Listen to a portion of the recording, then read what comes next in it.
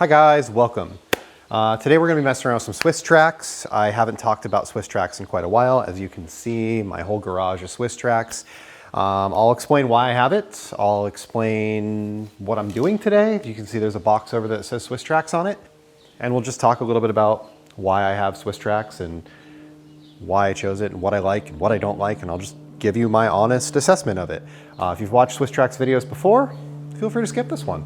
If you have interest in Swisstrax, you can get it from Obsessed Garage. There's a link down below in the description. That does give me a kickback if you do that. I would recommend if you are doing an entire garage, you get like the Inside the Hex subscription because it gets you 10% off on the Swisstrax. So if you're doing a whole garage, you know, a garage might cost $4,000 or $1,000-ish to do. Getting 10% off of that easily pays for the Inside the Hex subscription. Then you get a bunch of other stuff and free shipping at OG and everything else. There are equivalents to Swisstrax. We'll talk about those a little bit as well. This is a box of Swisstrax. I ordered this last Sunday and it arrived today. A little less than a week to get here. It comes from Dalton, Georgia. They ship direct from Swisstrax. OG does stock some varieties, some colors. The Swisstrax that I have are what they call the Swisstrax Smooth Pro. So they have RibTrax and RibTrax Smooth. Now, I like the RibTrax Smooth because I like to roll around in my garage and I like having the smooth tiles to do that. I have worked with both. I can see the merits to both, but these are what I picked for myself.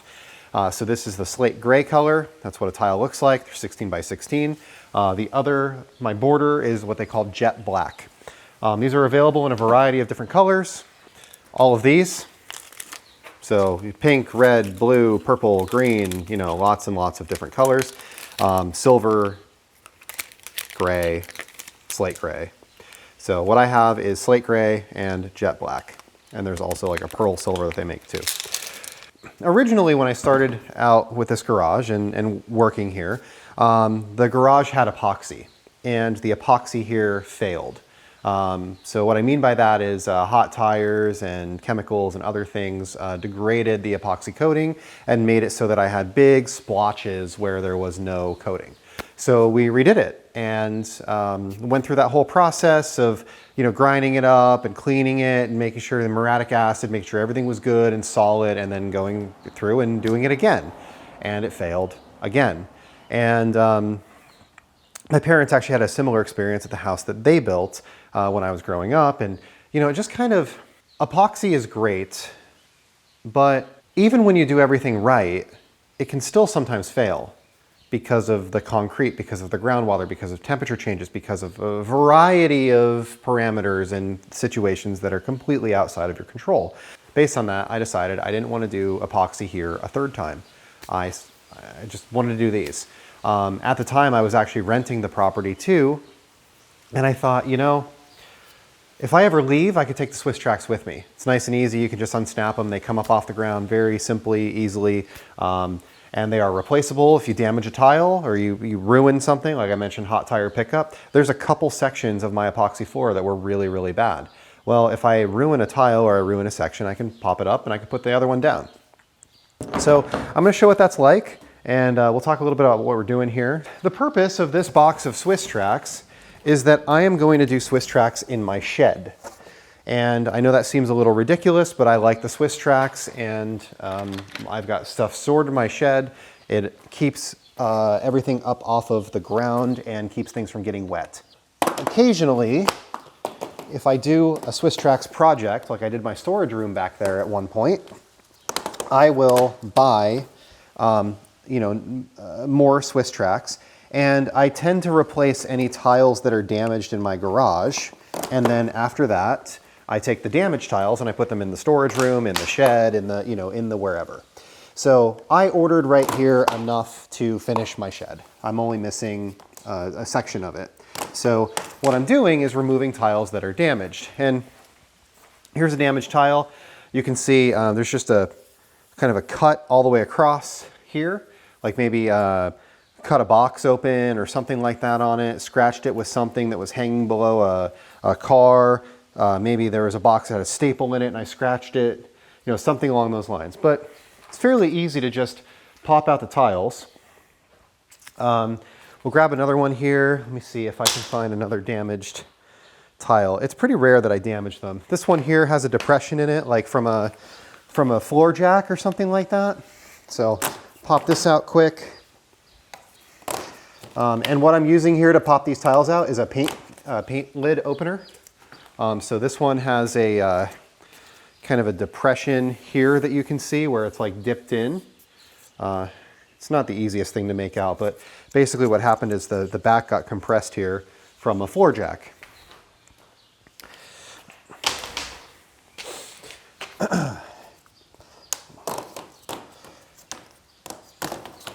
So, got a couple tiles that are damaged. Everything else looks pretty good. So just those 4 right there. Maybe 1 right here.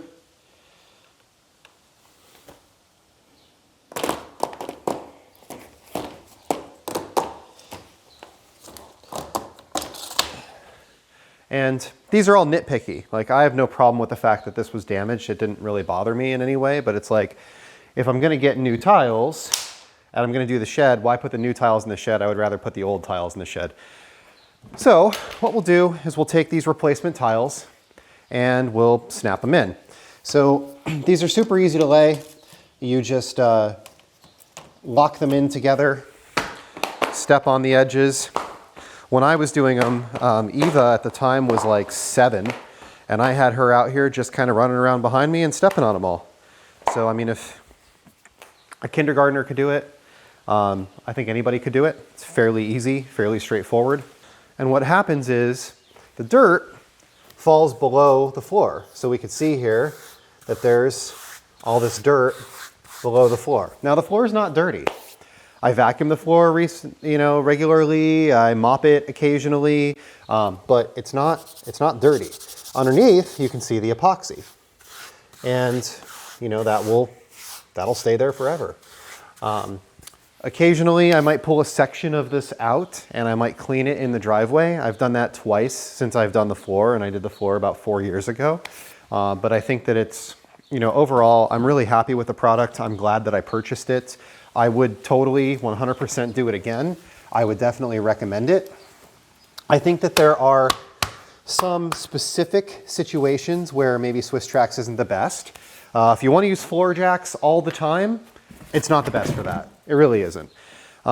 Because the floor jacks, while these support something like 60,000 pounds, the floor jacks put all of the weight on a very specific portion of the jack when it's rolling forward and backwards, and it does tend to ruin and stretch the tiles. And I've ruined, I don't know, 20, 30 tiles over the years, and I've just, like I said, reused them in my storage room back there. I've never had a tile that was ruined to the point that I couldn't use it, you know what I mean? If you've watched my channel for a long time, you'll know that I've done multiple engine replacements in this garage. I did 2 Toyotas, or well, I guess 2 Scions. We did a Miata, we did a Civic, and those have all gone well. I at one point dropped a transmission pan on the floor that contained like 4 quarts of fluid, like right in this general area. I think they work very well. I think that it's about the same amount of expense that you would pay to have your garage professionally epoxied. And I think that it is a reasonable alternative to epoxy. I feel like it makes the garage a lot more comfortable when I'm out here without shoes on. So if I come out at night in socks and I'm like shipping something or moving something, or just run out here quick to grab something, I don't feel like the concrete isn't like cold and dirty. The floor feels clean. The dirt tends to fall through it. I just vacuum it occasionally, I mop it occasionally, takes care of it pretty easily. If you damage a portion of the floor, like I just showed, it's pretty easy to change, so I enjoy that. It makes it really easy to maintain. You can damage epoxy floors too. I've done it with chemicals, I've done it with tires, I've done it with a variety of things. A Swisstrax floor is not more durable than epoxy, but it's also, in my opinion, not less durable than epoxy. It's differently durable. An epoxy floor or a concrete floor is going to do a better job of resisting things that are rolling that are very heavy. And by that I mean like a car on a floor jack. I will say that I've rolled engine hoists with engines hanging from them. I've had you know, an engine stand where we were putting an engine together before. None of that caused any issues. I have the quick jacks that are mounted on the wall right there, the bend pack quick jacks. They work fantastically well on this floor without issue. And I also have jack stands that have a flat base on them, and those work very well on this floor, and I don't have any issues with those. It's really just the floor jack is what kind of causes the issue when it like stretches the tile as it rolls forward or rolls backwards. Because when you're picking that car up, it kind of sucks itself forward or backwards, and with all of that weight on those front tires, you stretch the tiles out a little bit. Now, I think that there might be some options around like off-road jacks or maybe jacks with some other style wheels where they might not damage the floor as much. But for me, I tend to just use the quick jacks. I also have this sheet of steel. So you can get this from Lowe's. It's like 18 by 24. I want to say it's like 20 bucks. Or at least it was when I bought it. It's probably a lot of money now. But I use this with the jack all the time, and then there's no marks on the tile at all when you're done. So I'll just stick this under the car, put the jack on it, do my thing. When I'm done, put it away, everything's cool. And you can see that it's been beaten up and all that kind of stuff, but it works pretty well. I have 2 of these. I really enjoy doing like washing the car on the Swisstrax, doing like rinseless or just regular washing even. The water falls below the tiles, and then there's tracks in the bottom of the tiles that you can see here where the water will just run out.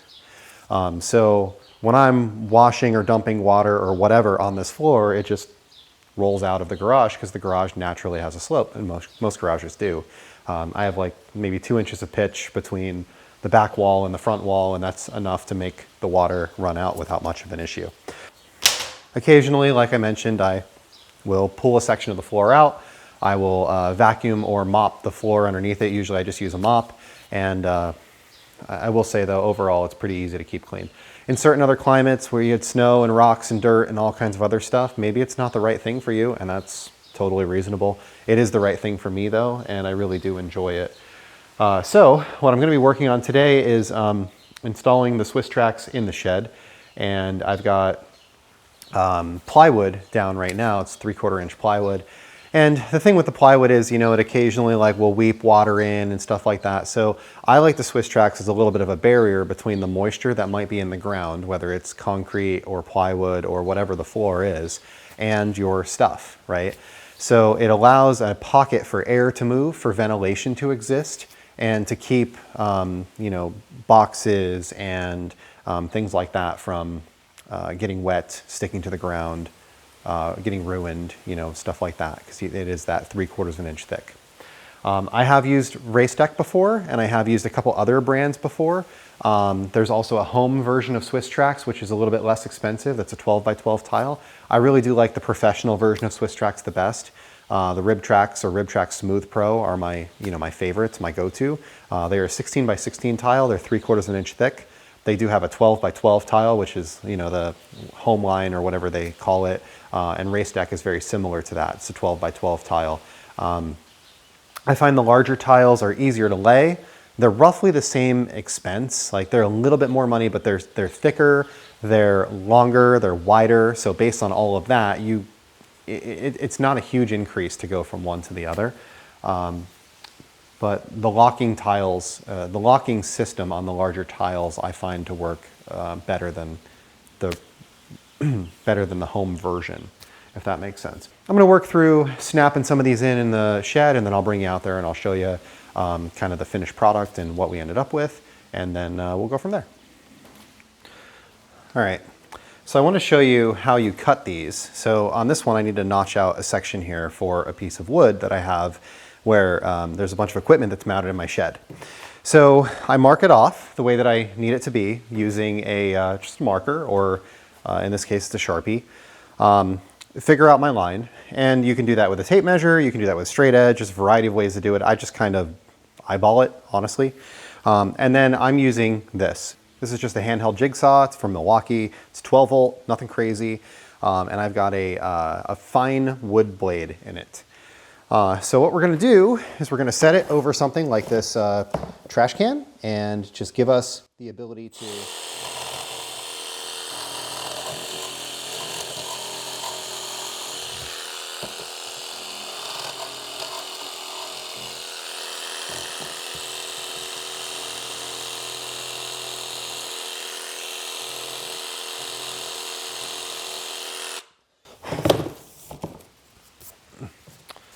and that's pretty much it. So we cut out that section. We've got a nice, pretty smooth finish on it, and we can then snap this into place. All right, so here you can see what it looks like. The Swisstrax installed. Now I had this partially done because I had a couple pieces that were here, and I'm like 6 pieces short because I was off on my assessment of what I needed on this side. I thought that the tile was going to go to the wall, but so I need 6 more pieces. I'll get those and do the edges. What I was most concerned with was a stack of tires. That bottom one sitting against the wood started having like wood stuck to it, and they're brand new tires and wheels. They're takeoffs from the Mini, so they're like brand new. They were driven home 200 miles and then new wheels were put on it. So I'll get the last couple and we'll do, but you can see the cuts that you end up with the jigsaw that I showed. You know, it comes out really good, like this guy here. And that little bit of like water and stuff like that that's collecting there. This is going to give us the opportunity to have that dry out and not have to worry about, you know, something rotting or sticking to your products or ruining whatever needs to be cleaned up just a little bit. But the shed, all in all, I think is pretty good. We've got the solar in there, which I did a video on. If you're not familiar with that, you can check for that on my channel. So there's a little solar panel up there. I have a battery inside, and then those lights that came on automatically when we walked through the door, those are 12 volt light bars that have a motion sensor. So pretty cool, neat little setup. So that's all I have for today. Thank you for watching. Hopefully you enjoyed this. If you didn't, that's cool too. If you're not subscribed and you'd like to see more content like this, please subscribe. And like I said, if you're looking for any of the products that I have in my garage, let me know and I can send you a link or you know, other information on it. So thanks and have a great day.